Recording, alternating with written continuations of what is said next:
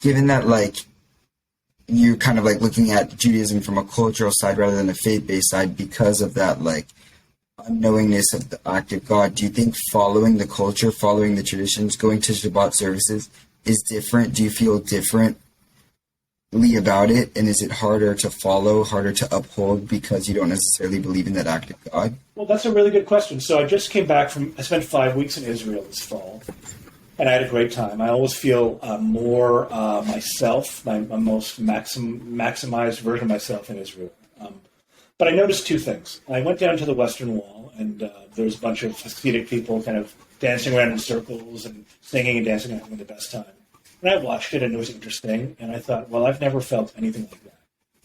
And then on my last day in Israel, it was Simchat Torah, and I went to a Reform synagogue in Tel Aviv, where a couple of my friends belong, and they were being honored there. So they were like carrying around the Torahs and stuff like that.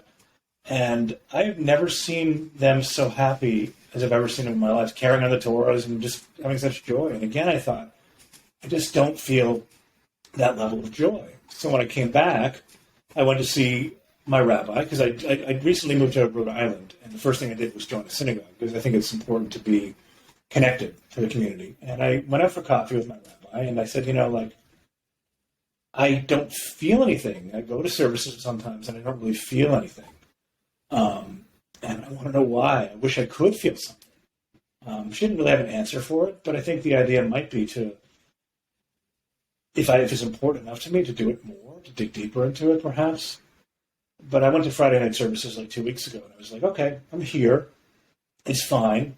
But there wasn't any kind of deeper meaning. But on the other hand, I was in a room full of Jews in a time when anti-Semitism was on the rise. And just doing that alone in the communal manner of doing the things that we've done traditionally for thousands of years, while anti-Semitism is on the rise, and kind of staking a claim that I'm Jewish and I'm doing this, is powerful in its own right.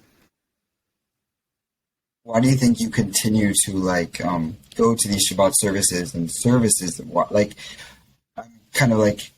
Why do you join the synagogue? Why is it the first thing you do if you don't necessarily feel anything from it? Like, what is the positive reinforcement that keeps you trudging? Well, I don't go very often. I lived in Boston for the last 17 or 18 years, and I belonged briefly to a couple synagogues, and it just didn't ever really work for me. But I'm moving to a new city. It's a small city, and part of it was just community. We're interested in similar things, and and I'm still trying to figure that out. I mean, that's the thing. You can continue growing until the day you die. So maybe one day, maybe if you interview me 10 years from now, I'll be able to explain how I got to the point where I really do feel something. You know what I mean? But it just felt like the right thing to do on that Friday night. I wanted to be around other Jewish people instead of sitting on my couch drinking and watching TV. And it wasn't a bad experience at all. It wasn't an amazing experience. But again, it was an important thing, and I want to keep trying to find ways to do it.